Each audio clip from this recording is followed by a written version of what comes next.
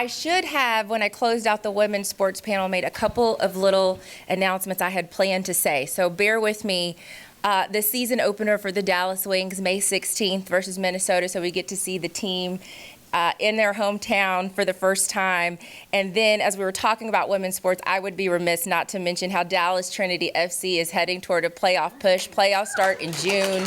So just continuing to support our women's professional sports here in Dallas. So as we move to this next panel that will be moderated by Monica Paul, as we've heard her name several times today, Executive Director of the Dallas Sports Commission and President of North Texas FIFA World Cup Organizing Committee. This is a panel that brings together leaders at the forefront of planning and hosting global mega events. Through candid conversations, the panel will discuss the unprecedented scale of upcoming events, strategies for balancing tradition with innovation, and the evolving definition of success and legacy for host cities and venues. Please welcome our panelists for the FIFA World Cup 26, the Olympics, and the future of mega sports events. Thank you, Angela. Well, before I get into my panel questions and engage there, first, I want to take the opportunity to thank my staff at the Dallas Sports Commission. This has way exceeded my expectations for this first year. So I wanted to say thank you, and then thank you to Peter Carton as well. After this last panel and keynote that we had, I want to tell my staff the bad news, too, is I'm ready to invest and go all into a Women's Sports Business Summit. So we have another event to plan. So hopefully you'll join us for that. We'll get to planning on that when we get back to the office. So I'm going to ask each of my panelists to, one, introduce themselves, but tell us what some key items, key events upcoming that are your primary focus. Start with Chad. Oh, okay. Thanks, Monica. Hello, Chad Estis. I'm EVP of Business Ops for the Cowboys and AT&T Stadium, and also EVP with Legends. And I've been with the Cowboys organization, the Jones family, for about 18 years. And so I arrived when there was a hole in the ground for AT&T Stadium, and have been fortunate enough to be with the family ever since. And so when we think about events, it's kind of funny because this week is chock full of them. So for us up in Frisco, we have the Academy of Country Music Awards, and then in Arlington on Friday night, we have Post Malone. So that's on my mind in the moment. I know that's not mega events as we're talking about, but certainly we're going to talk about the World Cup some here today, and that's when we think of mega events. There's nothing bigger than that. And we've been working on it for years, and very, very fortunate to have Monica Paul in this community that drives this for us, and of course Dan Hunt and his family and what they mean to soccer, and we're glad to have the venue that's a perfect fit for it. Jason. Well, thank you so much for the invitation to be here today. My name is Jason Mengel. I'm a championship director with the PGA of America. And we've got a lot going on. A couple years ago, we moved and opened our new home office, we call it, the PGA of America headquarters up in Frisco, Texas, just a few minutes north of here. It's a busy place. So great partners with the Omni and their 500-plus room resort. Prior to moving, we announced that we were bringing over 20 member, amateur, and spectator championships. Started in 2023 with the KitchenAid Senior PGA. Then this year's, we're about 5 weeks out from the KPMG Women's PGA, and you all may be getting a discounted ticket offer if I can plug that for an event a second. And then the 2027 PGA Championship is coming here. And so we're a week out, actually, from this year's PGA Championship, which will be played in Charlotte, North Carolina at the Quail Hollow Club. Hello, my name is Soccer, or World Cup. No, my name is Dan Hunt. I'm president and co-owner of FC Dallas Advisory Board, Kansas City Chiefs. And yes, we are very, very busy with soccer. Obviously, World Cup 2026 is coming up. Chairman of the World Cup bid for Dallas, working on the local organizing committee. We had the National Soccer Hall of Fame induction ceremony this last weekend. So names like Carly Lloyd went in, the name you guys would recognize, Mark Abbott, Chris Armas, Nick Raimondo, Mary Harvey. And yeah, we do everything that is soccer. We want to be involved in it, grow the game every which way we can. I'm excited about Dallas Trinity here and seeing that grow in the area. But really, honestly, it's all things World Cup. It's been almost 7 years. It's been 7 years of our life, right, Monica? And it has been 7 years, and I can't believe in June we'll be within the 1 year window for World Cup. And I see a lot of the Cowboys staff out here, and they're great partners. I think they're super stressed out and ready for World Cup 2026 to end. But it's we have such a unique bid here in our relationship with the Jones family, good family friends, and really an exciting time just to be involved in sports in the Metroplex. So the number one thing most people know about me is tell me the countdown of when the World Cup is going to be here. Causes me quite high anxiety, Dan. Me too. Dan, obviously, ball boy in 1994. We know what the World Cup means to the Hunt family. Give us a perspective on how the scale of the World Cup in 2026 has just changed on what it means to be a host city. Yeah, and Monica mentioned I was lucky enough to be a ball boy in the '94 World Cup, and they did something really cool back then. They took 2 kids from every Dallas Classic League team and had them as the ball kids at the Cotton Bowl, and that's a very much a grassroots example of what World Cup can do, and that's a very small scale of what's going to happen. But we have 9 World Cup games, all at AT&T Stadium, or also known as Dallas Stadium, Dallas Arlington Stadium. Today, AT&T. We're not quite there yet. Yeah. The zingers just keep coming today from these guys. No. But 9 games, about 740,000 tickets, 750,000 tickets will be out. We have more games than anybody. This is like having 9 Super Bowls. We have a semifinal, which is an amazing accomplishment. I am still bitter that we did not get the final, but that will lead us to something else we'll talk about later. We also have the International Broadcast Center, and that is the storytelling of what will happen at the World Cup. In Qatar in 2022, they broadcast to 187 countries from that International Broadcast Center, and you've never seen anything like it. And Monica, with her team and everybody, we were able to win that bid also. And then we will also be the base camp host for, I think, several visiting national teams, hopefully at Toyota Stadium and Soccer Center, maybe MoneyGram, Fair Park, if there's opportunity, Mansfield, so all around the Metroplex. And the beauty of our bid is we literally are in the middle of the entire World Cup bid, and we have more games, and we have the broadcast center. This will be the epicenter of World Cup 2026, and something I'm really proud of for our community. I didn't understand what the International Broadcast Center really meant. My dad was the chairman of the '94 World Cup bid, and he got it, and he kept talking about it, but I was just focused on being a ball boy in '94, and so I had no idea what it meant. As you go along, you see the importance. There will be more drama that takes place at AT&T Stadium and more storytelling that takes place in this market than anybody else. So, Chad, we know kind of what the brand of the Cowboys means. We know that you've hosted, well, pretty much every major event that you possibly could. Why was it important for AT&T Stadium to be selected as a host stadium for the World Cup? Yeah, I think, going back to when the Jones family embarked on building the stadium, there were a couple things that I think were really important to Jerry. One, he, as he does most things, he wanted the stadium to be best in class, truly be up there with the best facilities around the entire world.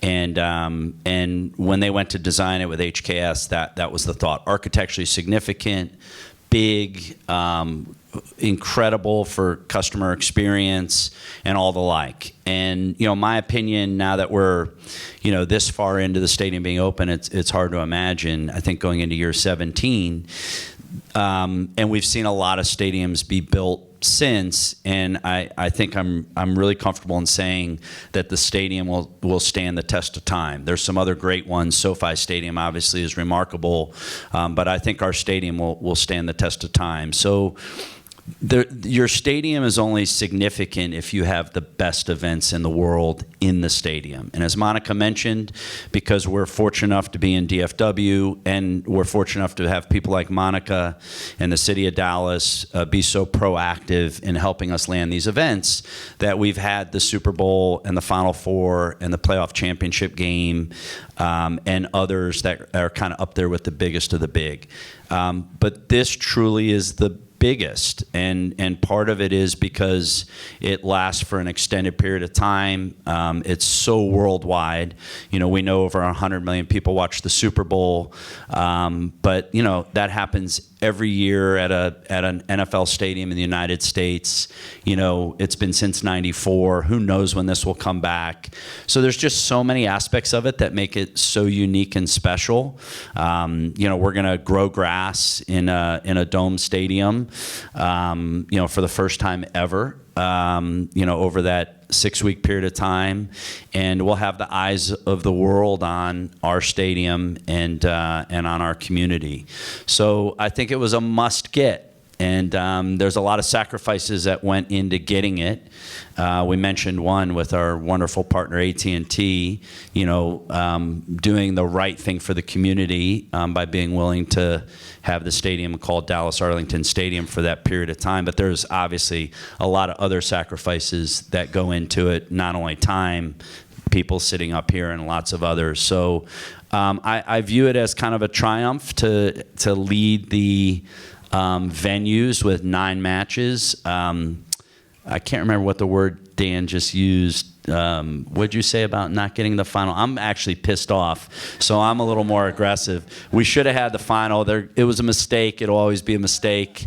But we're thrilled to have 9 matches and a semifinal, and we'll show the world why we do it best right here in DFW.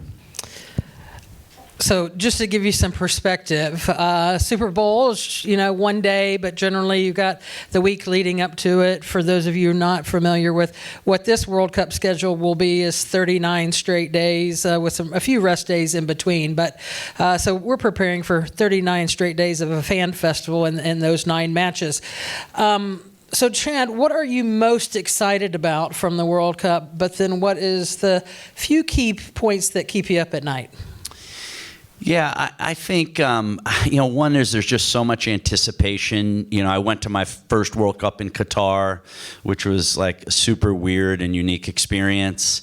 Just to be in that part of the country and to see, the significance of what these matches are. And then, of course, you watch I don't know if it was Netflix or where it was, but the Messi show after, and see the emotion that was going on within those locker rooms and amongst the players, what it means to countries and players and people. It's very meaningful. So I think I'm most excited. You mentioned the storylines, just the emotion of sport with a worldwide audience that will be occurring in our facility. I think that's probably it. I think it'll be, when you work on something for 7 years, I don't know when we were out at your house up north, Dan, if that marked like the first time I'm like, okay, we're really working on this now. If that was actually 7 years ago, that seems crazy to me. But so much anticipation, lots of discussion, lots of meetings. What I'm concerned about, there are still things to be concerned about. We have a budget to hit.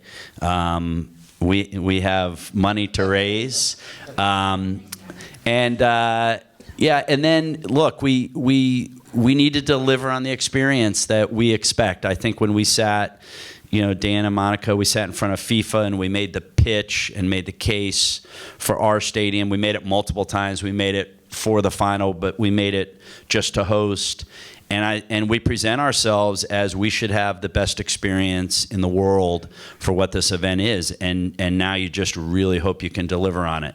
And, everybody in the room knows we've had some big events with some issues. We had weather issues for NBA All-Star and Super Bowl. I don't think we'll have a weather issue like that during the timing of this, but you just really hope that we've thought of everything, and people that come into our market feel the same way I know we all feel about our market, that you're welcome, the hospitality's the best in class, the people welcome you with a smile. You go into that stadium and it's the experience you would expect because of the lure of what that stadium is. So all those things I think about, and I'm hopeful.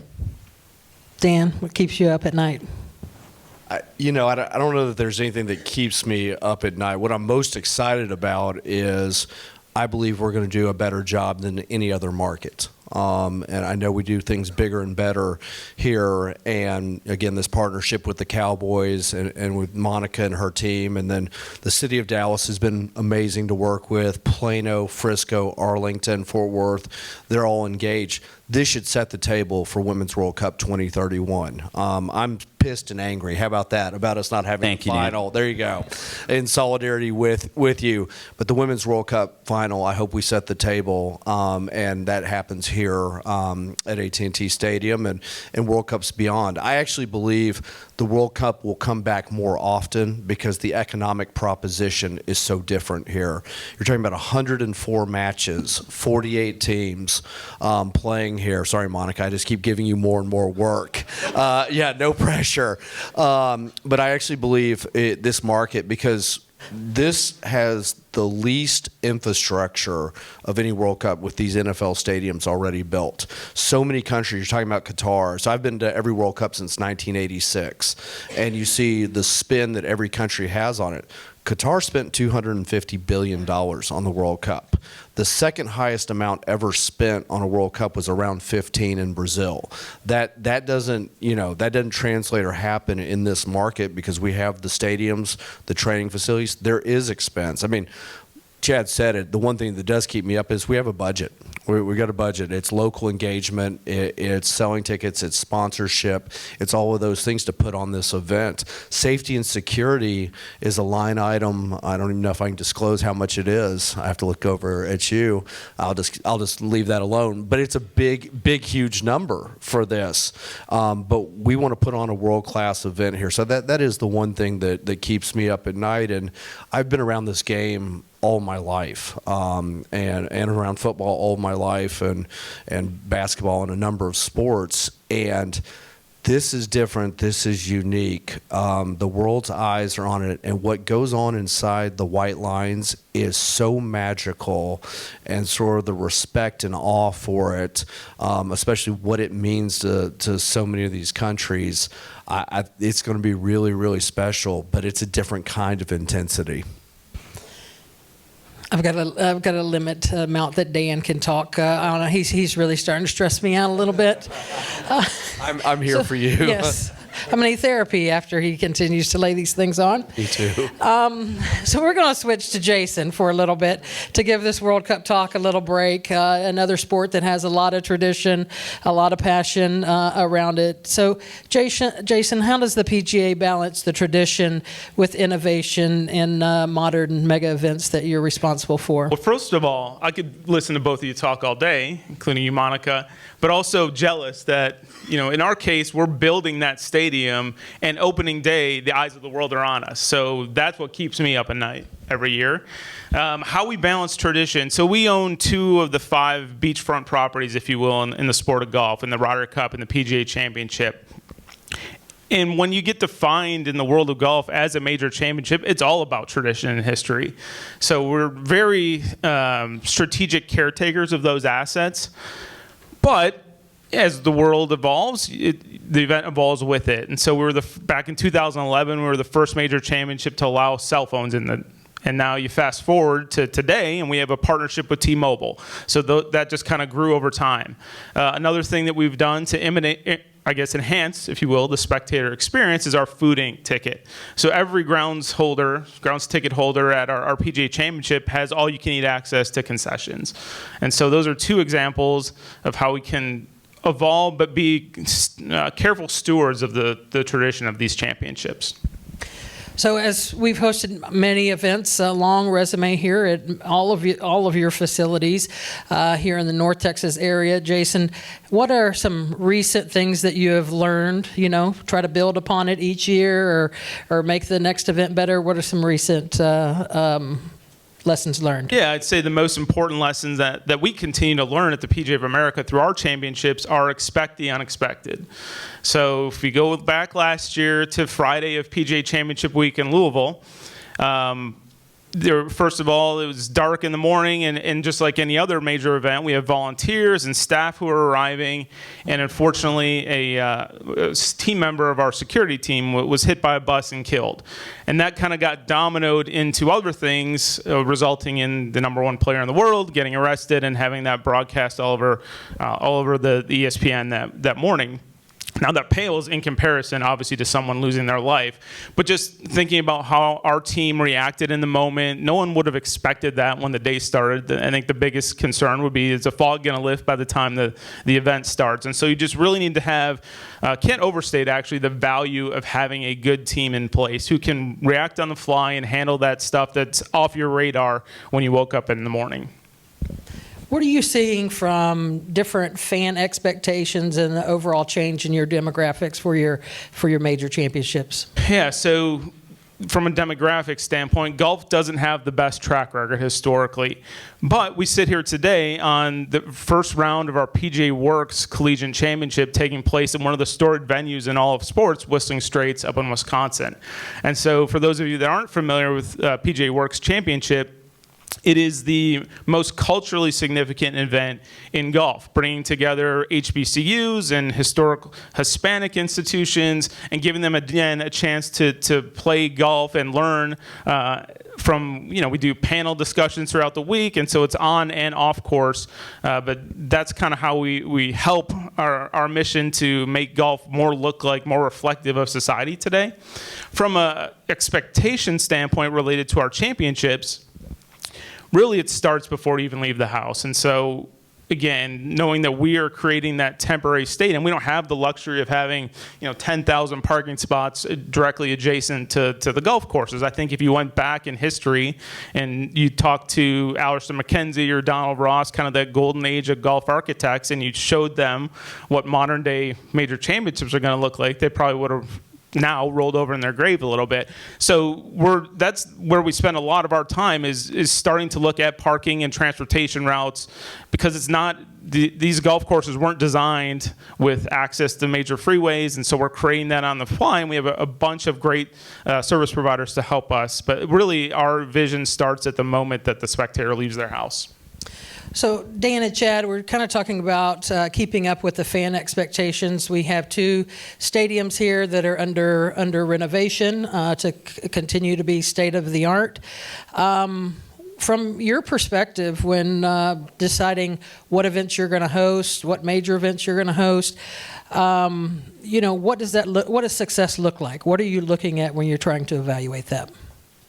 Maybe first I could just touch on what we've called a refresh of the stadium, because I think it's a bit of an interesting story. I think for me and probably a lot of people, time goes fast. So to think we're year 17 of AT&T Stadium, it kind of blows my mind. I think a lot of people think, wow, it doesn't feel like it's that old. And when you walk in it probably doesn't appear that old from an experience standpoint. At the same time, it is actually 17 years is a long time, and we started to look around the stadium and say, what do we need to do to make sure this stays, world class, best in class? And it was really kind of the thought that led into looking at this refresh. In probably in my entire time working for Jerry, this fell into a category of one, which was there's not a direct financial result to spending the money. So, he's a return on investment kind of guy. And usually any discussion you have of saying, hey, we should spend X amount of money on something, the very next thing you're saying is because it will generate us X amount more money. And that's usually when you're doing a refresh of any facility, you're adding premium inventory, you're creating sponsorship opportunities, but that was not the case at all with this particular refresh. The timing of the refresh got accelerated accelerated because of the World Cup, because we thought if we're going to spend this kind of money and make the experience of the stadium better, then let's get this in ahead of the World Cup so when the world is upon us, they can see it. So if you've been, half of the stadium right now was done last year, so it's the refresh is occurring over 2 seasons. The other half is under construction now and will be completed by the start of our season. I'm really proud, and some of our event team is here. We've been able to maintain our event load through that. So the refresh actually did not cause us to lose any events, which has been pretty awesome. It helps having 380 suites, so when you cut them in half, you still have the same amount as most other stadiums. Helped us keep our revenues going for some of these other events. So the main portions of the refresh are in our premium areas. So our clubs got completely redone. Each suite was redone. There's some aspects of the team store and some other things, but it came out beautiful. We're really excited, and people will have that experience for the World Cup, and it should be really cool. Yeah, and it's always fun to be here. I'm a proud pony here. My father Lamar, my brother Clark. It kind of goes on and on. I have a niece and nephew here right now, but so it's great to be here with you today. But my father Lamar, one of his life lessons was take care of your stadium and it will take care of you. And what he meant by that was do a good job of keeping it up, spend that money. I mean, Arrowhead, our football stadium, was finished in 1972, and we did a major $350 to $400 million facelift on that stadium starting back in around 2009. It still looks like a brand new stadium today for a vintage of 1972, and we talk about the future there. But we transferred that on to FC Dallas and Toyota Stadium. We built the National Soccer Hall of Fame into the stadium on the south end in 2018, and spent approximately $58 million doing that, so that we could bring the FCS and keep the FCS National Championship football game. Also, the high school needed it for their events, and now we're doing a $186 million facelift to the whole building. Frankly, if you didn't know the building, or if you just looked at the south end, you wouldn't otherwise know that it's not a brand new stadium. And we're borrowing a page from our friends the Cowboys. We'll have more luxury suites than any soccer-specific stadium in Major League Soccer. We'll have the most club seats tied with one another venue. We'll have the largest video board in Major League Soccer. And it's about generating those revenues, but also we're going to have plenty of affordable seats too, right? You can't price your fans out of coming and watching. When my father was inducted in the Pro Football Hall of Fame in 1972, he accepted the award on behalf of football fans of America.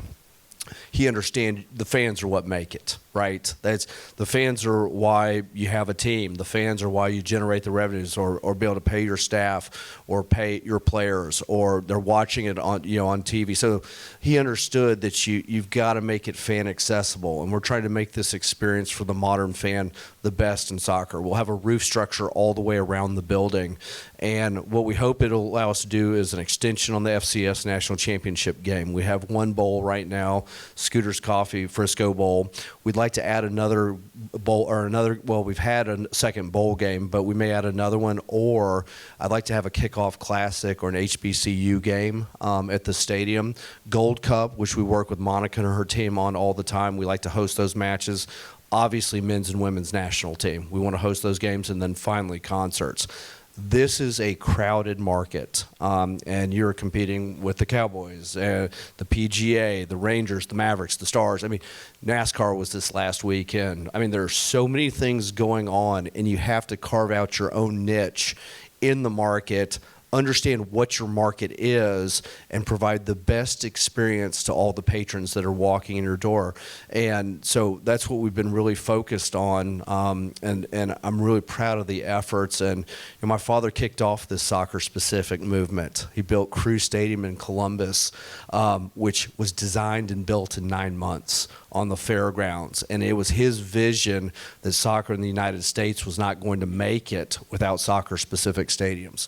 Toyota Stadium was the third, and now we have so many of these venues, and it sounds like a number of our partners who are in NFL stadiums, there's only a couple, they're all working towards soccer-specific stadiums because, again, you have your fan base, you want to cater to them, you want them to have the best experience possible, but it takes investment. And like the Jones family, we're in it for the long haul. I mean, we kid about being in soccer. The Dallas Tornadoes started in 1967, and we always say my dad was 40 years early in soccer.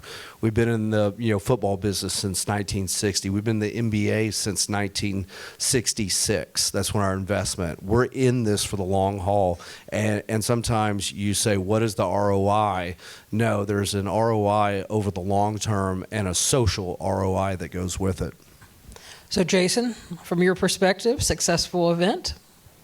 Well, first of all, we're an outdoor event, so just handing out the Wanamaker Trophy at the PGA Championship is a mark of success.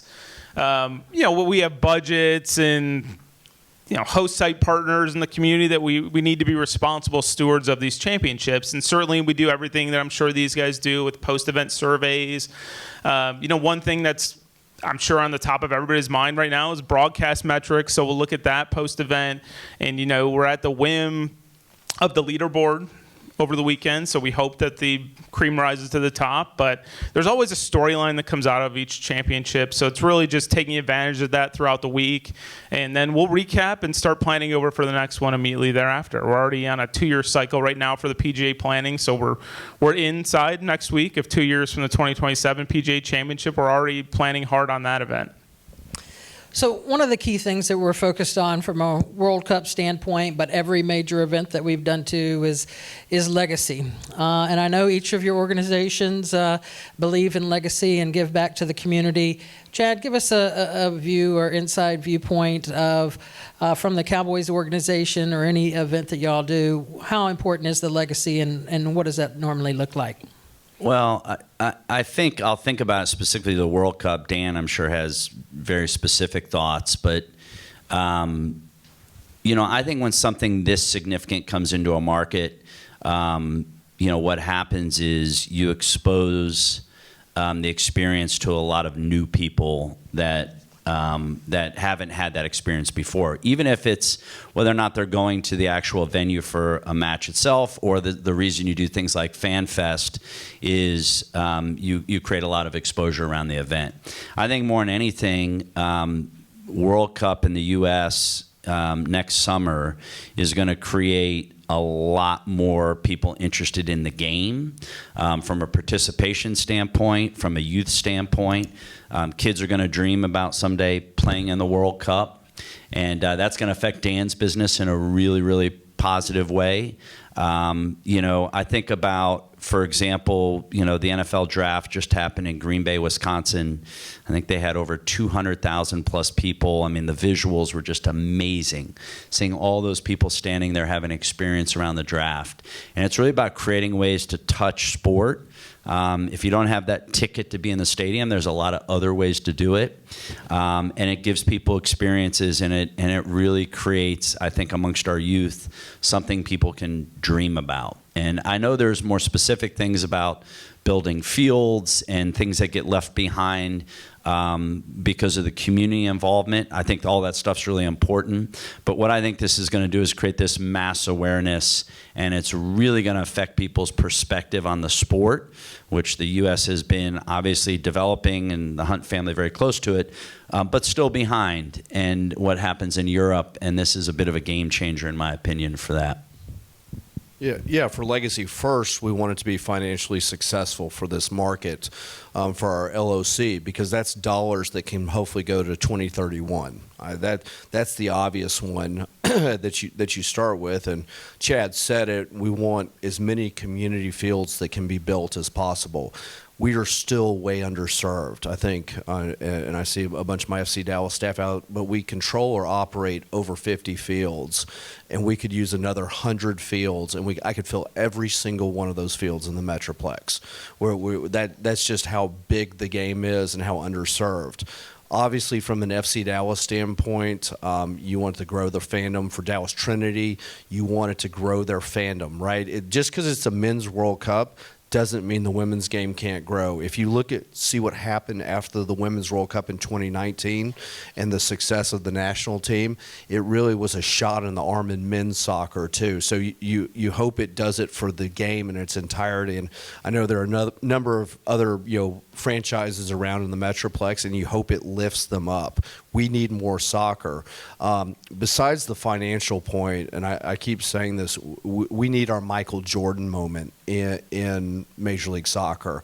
And the equation is we need the American Messi to happen. We need to have that player that comes up through the league that everybody in the world wants to be like Mike. You guys all remember that, and everybody wants to be like this player. I think that will cause the league to really take off, and we have the population, we have the infrastructure, we have the facilities, we have the money to produce it. It's just going to take a lot of work. The women's game has been very fortunate, right?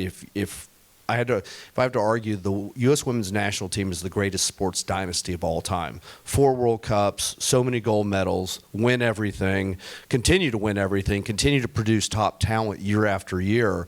But they need the next Carly Lloyd, too. And so I hope that inspires young people who see this. And then I hope everybody looks at it and says, this is a super rich soccer market from that standpoint, not just from a dollar standpoint, from a talent standpoint, from an interest. And it'll bring more events to our community. And by the way, I've said it over and over and over again. Dallas is no longer a large city. Dallas is a global city. Dallas-Fort Worth is a global city. The World Cup sort of was an announcement, getting a semifinal if you didn't live here. But Dallas-Fort Worth is we're so fortunate to be here. And I think we're just going to have more and more. And I'd be remiss if I didn't say this. Everybody asks what is a big part of our success in our bid. It's Monica Paul. And she doesn't take a lot of credit. Yeah.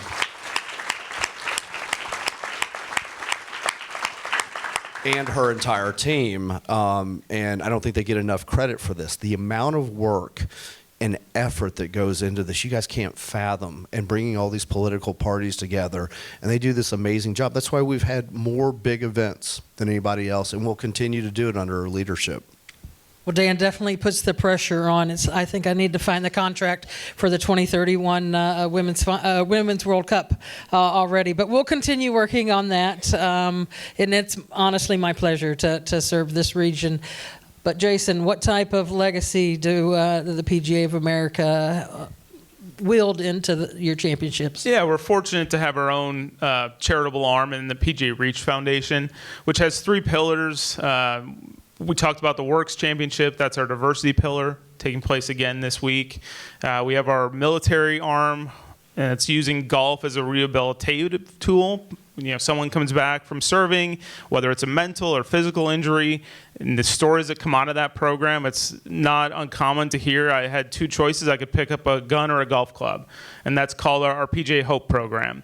And then final kind of arm of our foundation is our looking forward and building the pipeline for the future of the game, and that's through PGA Junior League Golf, which is essentially golf's version of Little League baseball. And so every year the championships, the 13 and under championships of Little League, are played up in PGA Frisco, and we're hopeful that it'll be synonymous like Williamsport is with the Little League World Series. So before I get to the audience questions, I have one more question for everyone. We've talked about our resume and all the major events, and it's true. I don't think there is any other city in the United States that could live up to our major event resume. So with that, what's next? What's next on the to-do list? And you can't use Women's World Cup as your answer. So you're going to have to, and I'll let Chad go first so you can think about it, Dan. But what's next? It's, Monica, you're going to be side by side with me on this, but it's a tour back through them all. There's an element of, I don't think there's an event that we've wanted that we have not hosted, and they're in cycles, and we landed the Final Four, so I guess that'll be the first really super mega event that we've landed now for the second time. And then you'll go back after all of them. Obviously, there's a lot of talk about when might we host another Super Bowl. And, the CFP and the playoff now. Obviously, we had a playoff game last year as part of the Cotton Bowl, Ohio State, Texas. It was phenomenal. The CFP championship is out there for bid, so that'll be on the docket. So we're just going to chase them all down one by one. Delaney's right now over there, probably not looking at me, but yes, that's how I think we'll approach it. And if there's something out there, obviously, I think I saw somewhere up there, the Olympics. I mean, who knows, when or if. But to Dan's point, I think because of this market, you really do think about you can do anything. You can, anything that's out there, you feel very comfortable that, this market can handle it, support it, and is actually, where it's centrally located with all the resources, the airport, the people, the energy, the facilities, anything that exists, we should be in the running to host. Jason? Well, what's next? We have a couple big events coming up over the next few years. We have this June's KPMG Women's PGA Championship. We have the 27 and the 2034 PGA Championships. And then you look out in the future a little bit, and maybe there's an international event kind of penciled in right now for 2041. But that's such a long time. I'm just concentrating on tomorrow. I can't even comment on 2041. I'm here for you. Okay, let's not stress her out.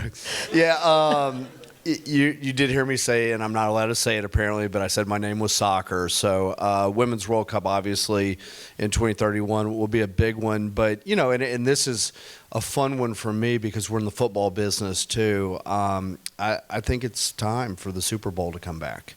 This is such a great market. It's an unbelievable sports market, and I obviously our connection to Kansas City. Right now we're an outdoor stadium, and so that's a big complication for us. We would love to have a Super Bowl in that market, but I know the Cowboys are going to do a great job with it. AT&T Stadium's amazing, and so I'm going to say that's going to be, I hope that's coming up quickly for this entire community because it is a football-rich culture here in the state of Texas, and I think it'll be really well received by the fans. Well, I'm going to answer this question too. I take this opportunity. Without a doubt, Women's World Cup, I couldn't imagine anything to come back on hosting an epic 2026. And yes, part of me wants this 2026 to be so successful for FIFA to say there's no doubt, yes, we made a mistake in not putting the final here, but we're going to go ahead and award that Women's World Cup final to Are you angry about that Yes, too? I'm still angry too. But in addition to that, in terms of major events, we do have the NCAA Men's Final Four, Men's Final Four in 2030, Women's Final Four in 2031.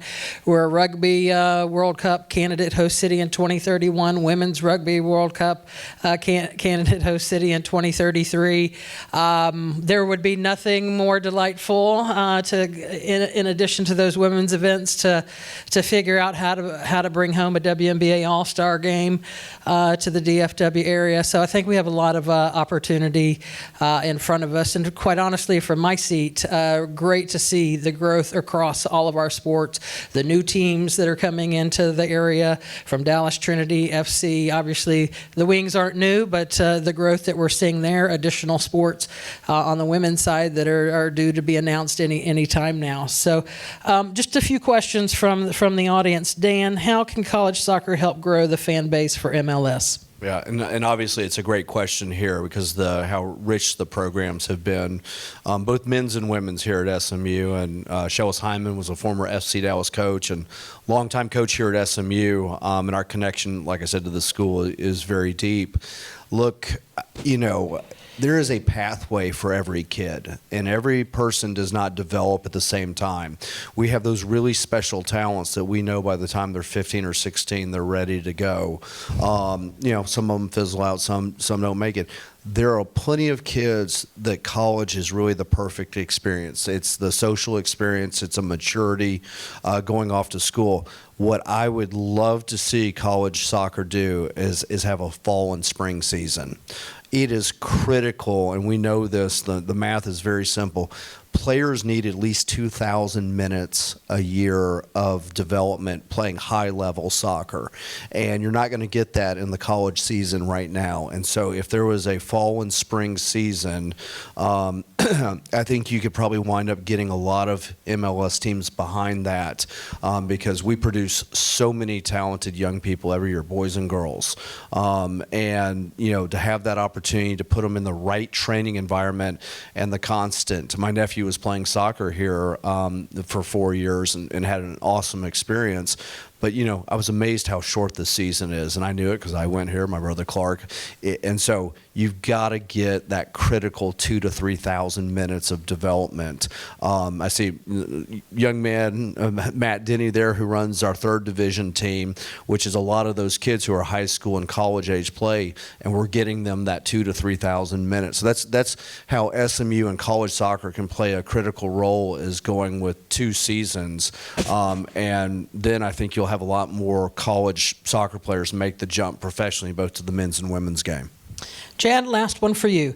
With the new consideration of natural grass with FIFA World Cup, what is the outlook for future events with natural grass at the stadium? Well, we spent a lot of time talking about grass at the stadium. So there's kind of 2 versions. There's the current version that we've been using, which I'm not going to get technical because I'm not an ops, and this is about as far as I can go. But grass is grown at a grass farm, is cut, pulled into the stadium, laid down, played for the match, and then that's kind of the end of that grass's experience. So that's a one-off, and that has been done for events of the past. Now, it's not the greatest pitch that you're going to see, and I think that's been well documented too. And I think that's been a challenge for multi-purpose stadiums like ours that play on turf that get rolled up or moved out. When you play a one-off soccer match and you do what I just explained, from a grass perspective, it's very average, and it's kind of, I guess, it's served its purpose to date. The World Cup is not going to do it that way, and never was. So there's been a lot of discussion, and Todd Martin, who's our head of ops, has been kind of at the forefront of it. He's been phenomenal about how to take our situation, put an irrigation system in, put grow lights. In our case, we're going to put grow lights on the roof, and they'll be lower down above the grass to help the grass grow during this period of time. We've tested that already, and it's worked really well. And so, we think and believe that the pitch in our stadium is going to be as good as if it were outdoors. But as you can imagine, what I just explained of the irrigation system, the time that needs, the grow lights in the ceiling, that's not going to be something we're going to repeat when we have a one-off match in the future. So we figured out the World Cup. The pitch will be great, and we'll probably be back to cutting the farm grass, laying it down and throwing it away after that. So I think that's how it'll work.